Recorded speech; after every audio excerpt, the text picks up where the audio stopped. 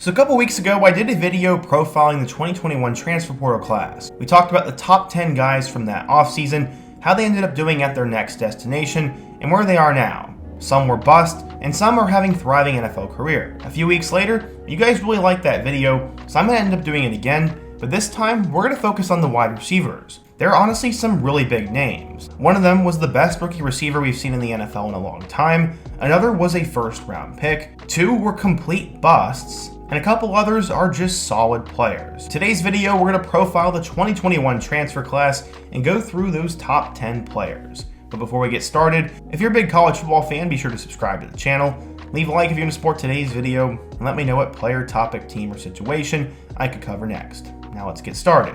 At number 10 in the transfer portal rankings, we have a player with a really weird story. Coming out of Mansfield Summit High School in Arlington, Texas, Hal Presley was one of the top wide receivers in the class of 2021. As a junior, he completely blew up as he had over 45 catches for nearly 1,000 yards and 8 touchdowns, and would improve on that in 2020 with 43 catches for 1,073 yards and 16 touchdowns. Because of that, he was an all-state wide receiver and ended up having big-time offers to schools such as Auburn, Baylor, Arizona, Arkansas, and Cal. In total, 27 schools wanted him, but he would decide to commit to Auburn. Unfortunately though, before his career even began at Auburn, he would decide to enter the transfer portal. He ended up settling on Baylor, and the 4-star recruit was now hoping to have a huge impact there. As a freshman, he'd end up playing in 8 games, and would have 1 catch for 15 yards.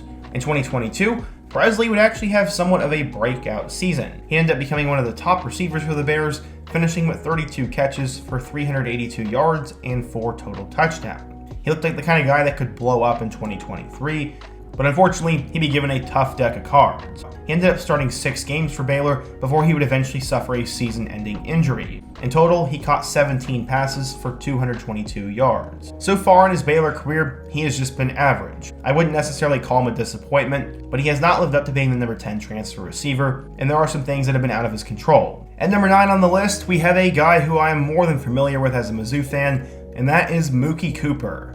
At one point, Muki was a huge deal, as coming out of high school, he averaged nearly 30 yards a catch as a junior and ended up catching 29 passes for 869 yards and 9 touchdowns. He would help Trinity Catholic in St. Louis win their first ever 3A state championship game. Muki was a huge deal, but unfortunately he was a bit undersized. After transferring to Pattonville High School for his senior year, Cooper became a 4-star recruit, the number 31 wide receiver, and the 168th best player in the class of 2020. Everyone knows that Ohio State has an insane depth chart. Because of that, Cooper would actually never see the field at Ohio State, and after just 1 year with the Buckeyes, he would decide to enter the transfer portal and would go close to home and transfer to Mizzou.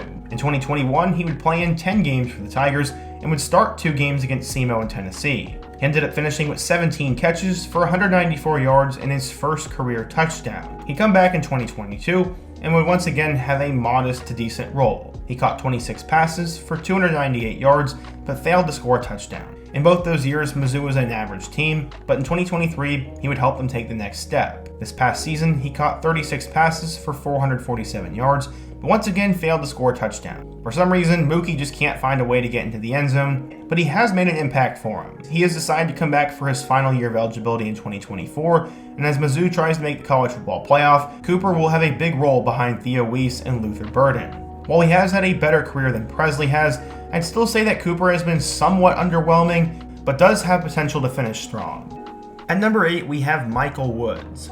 Going back in time, he ended up starring at Magnolia High School in Texas, and he quickly put the area on notice. After having back-to-back 1,000-plus yard seasons his junior and senior year, he became a high major recruit and was wanted by programs all over the country. He eventually decided to commit to SMU and was all ready to be a Mustang, but then Chad Morris left to take the Arkansas job, so he followed into the SEC. In total, Woods was dominant during his high school career, catching 155 passes for 2,988 yards and 41 touchdowns.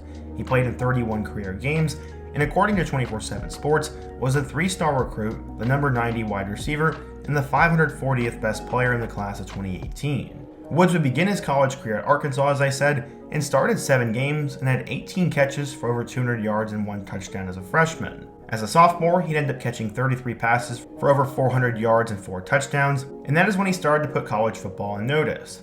As a junior, he had his best season as a Razorback, catching 32 passes for over 600 yards and 5 touchdowns, and then something weird happened. After catching a touchdown pass in the spring game, 1 week later, he announced he was headed to Oklahoma. He had entered the portal and became a Sooner in just a span of a couple of days. Immediately, this was a big deal for the Sooners, as he played in 11 games during the 2021 season, catching 35 passes for 400 yards and 2 touchdowns. He ended up being invited to the NFL Combine, where he was eventually taken with the 202nd overall pick in the 6th round by the Cleveland Browns.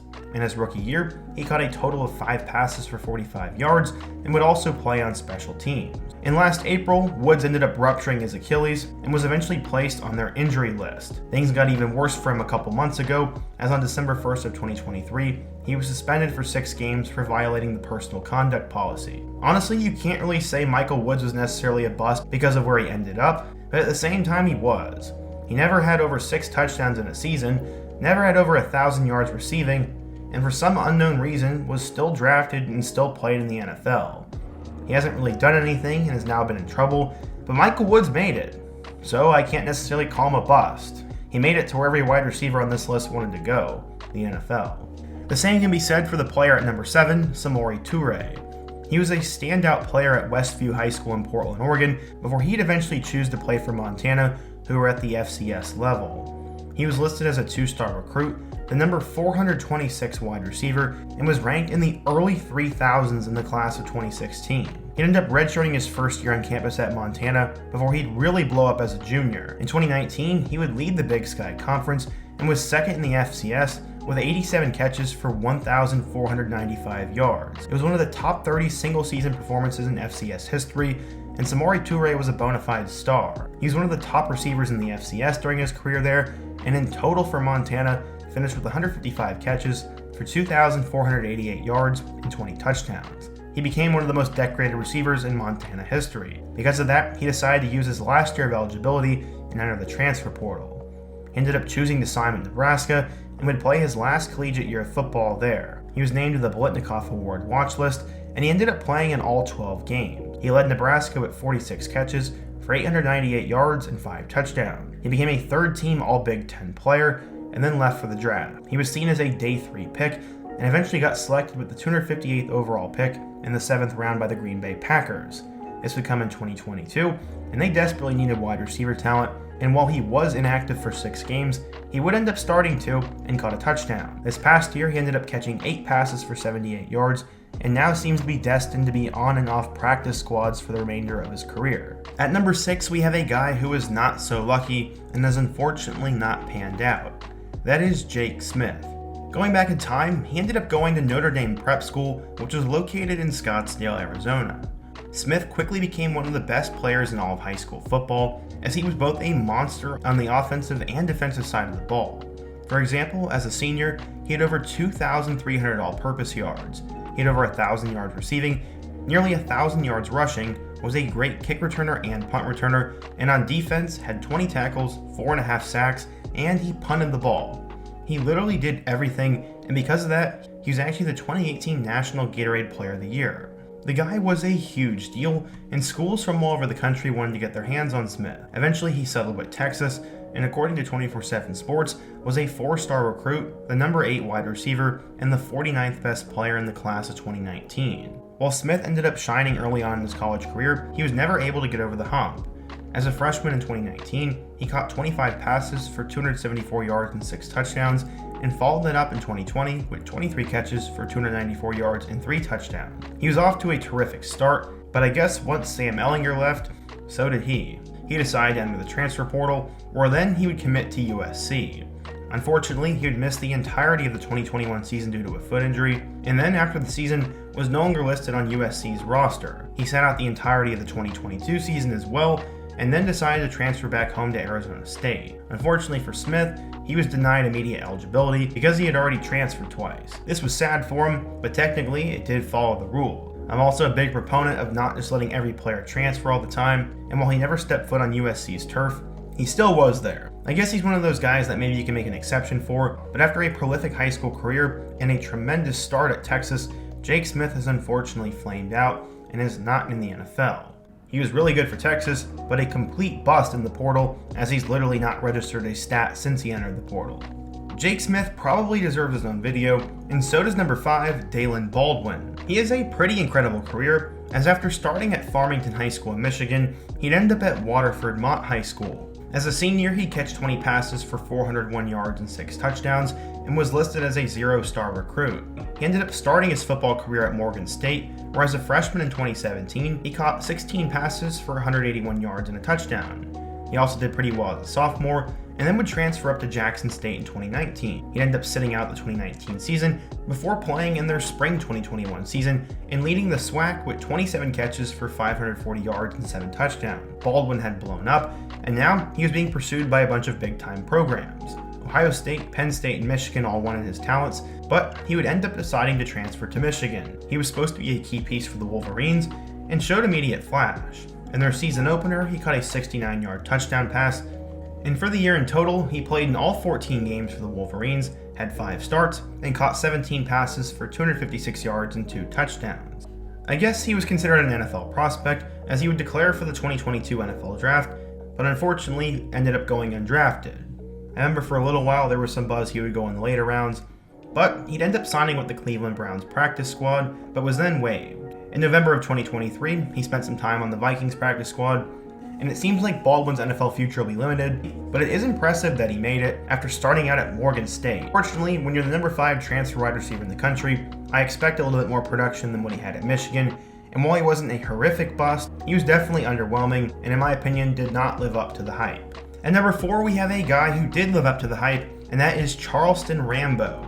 He's one of those guys I've been hearing about for quite some time now, as going back to high school, he was a huge deal. While he was at the famous Cedar Hill High School, he ended up catching 87 passes for 1,590 yards and 25 touchdowns. Rambo was absolutely insane, and because of that, he was a pretty big deal on the recruiting trail.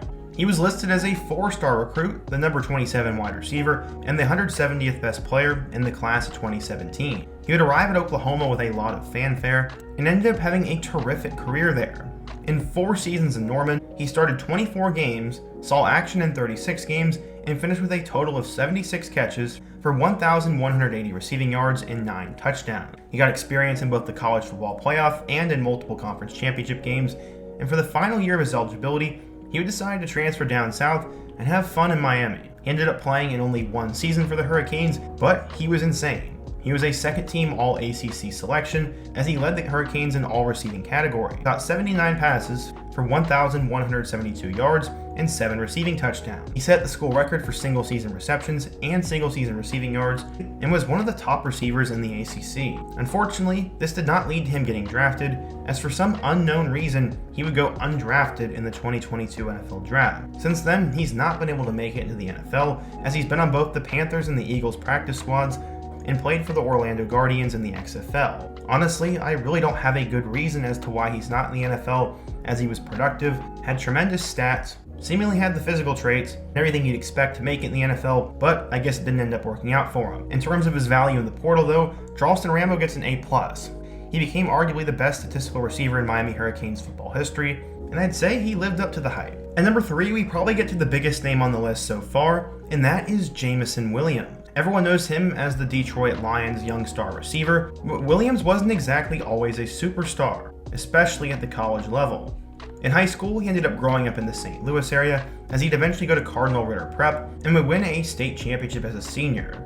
He ended up catching 68 passes for 1,600 yards and 22 touchdowns. He had 8 games in which he went for over 100 yards and became both an Under Armour All-American and a big-time recruit. Williams was listed as the number 18 wide receiver, the number 1 player in the state of Missouri, and the 113th best player in the class of 2019. He would end up arriving at Ohio State, and while he was extremely hyped up and had all the talent, he was never really able to crack it as the top guy there. He ended up playing in 22 games with 6 starts, totaling 15 catches for 266 yards and 3 touchdowns. At the time, I followed him heavily because as a Mizzou fan, Mizzou recruited him really hard, and when he decided to transfer to Alabama, I thought this was going to be a huge deal and that he'd make a huge impact.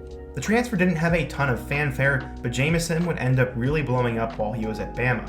He ended up having an unbelievable 1 season at Alabama, as alongside John Mechie, he'd catch 79 passes for 1,572 yards and 15 touchdowns. He'd help Alabama get to the college football playoff, but unfortunately he would end up tearing his ACL in the championship game. Because of that, it would hurt his draft stock going into the 2022 NFL Draft, but he could still be selected with the 12th overall pick in the first round by the Detroit Lions. He ended up being activated on December 3rd of the 2022 season and would make his debut against the Jaguars. He'd end up playing in 6 games, having 1 catch for 41 yards and a touchdown. This past season with Detroit, he'd end up starting 10 games, catching 24 passes for 354 yards and 2 scores, helping them make a deep playoff run and really coming on towards the end of the season. Jameson 100% lived up to the hype and is going to be a big-time player in the NFL for years to come. At number 2 on the list, we have by far the biggest name, and that is Puka Ngata. Everybody knows who this guy is now, but a year ago, he was flying under the radar on draft boards, and even going further back than that, he really wasn't that big of a deal it seemed. But scouts saw potential in him, and he was listed as the number 2 transfer receiver in that class. Going back in time, he grew up in the state of Utah, and was both the Mr. Football and the best wide receiver in state history. As a senior, he caught 103 passes for 2,336 yards and 26 touchdowns. He was absolutely a huge deal, and that's why he was listed as a big-time recruit. He was a 4-star player, the number 8 receiver, and the 48th best player in the class of 2019.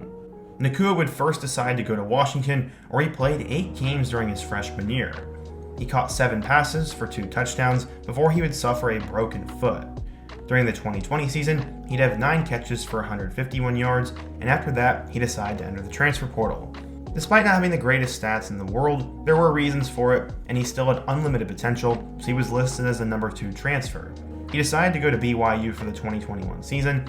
In that year, he caught 43 passes for 800 yards and 6 scores. He ended up becoming a huge name there, and once again had a good 2022 season. He played in 9 games, catching 48 passes for 625 yards and 5 touchdowns. He would declare for the 2023 NFL Draft, where he was taken with the 177th overall pick in the 5th round by the LA Rams. He had an unbelievable rookie year. He broke the NFL record for receptions in a rookie season with 105, receiving yards with 1,486, and receiving touchdowns with 15. He ended up becoming a Pro Bowler, a second-team All-Pro, and arguably one of the best rookies of all time. Ngata is a guy who's going to be unbelievable in the future, and will likely be a franchise player for years to come. For the most part, he did end up panning out as a recruit and as a transfer at BYU, but what doubt there was with that, he's made up for it in the NFL, so Ngata gets an A+, and he definitely hit. And finally, at number 1, we have Wan'Dale Robinson. He was a guy I followed really closely coming out of high school, as he was Kentucky's Gatorade Football Player of the Year, the Mr. Football Player, and had an insane career. In total, he had nearly 9,000 yards with 118 offensive touchdowns. He's one of the biggest recruits in state history, and decided to spurn Kentucky to go to Nebraska. This was a huge deal at the time, and he'd end up playing right away at Nebraska. As a freshman, he caught 40 passes for 453 yards and 2 touchdowns, and would follow it up in 2020 with 51 catches for 461 yards and a touchdown. He was also dynamic in the open field, as he had nearly 500 yards and 4 touchdowns on the ground. While he was really good for Nebraska, everyone knew he could be even better in a different system. It's why he decided to go into the transfer portal, and would decide to go back home to Kentucky. In his lone season with Will Levis, he ended up catching 104 passes for 1,334 yards and 7 touchdowns. Because of this, he was named a second-team All-American and one of the best wide receivers in Kentucky football history. He entered his name into the 2022 NFL Draft and was taken with the 43rd overall pick in the 2nd round by the New York Giants. So far in 2 years with the Giants, he's gotten better each season. As a rookie, he played in 6 games, catching 23 passes for 200 yards and a touchdown, and this past year has somewhat enjoyed a breakout. He played in 15 games, catching 60 passes for 500 yards and a score. While he did become more productive, Wan'Dale hasn't put up elite stats yet, but I think his ceiling is ridiculously high, and he will only get better in time. He was definitely not a bust in the 2021 portal. So yeah, today we talked about the top 10 wide receiver transfers in 2021, how they got to that point, how good they were at their next school, and where they are now. There are definitely some guys who panned out and some who became complete bust, but overall, it was a solid transfer class, and the scouts were pretty close to accurate on this. But what do you guys think? What shocked you from this portal class? Should I do another video like this? And if so, which class and which position? And also, if you have another suggestion for a video, let me know down below. Leave a like if you want to support today's video, subscribe if you're new, and check out all my other videos on the end screen. Hope to see you guys again soon, but until next time, peace.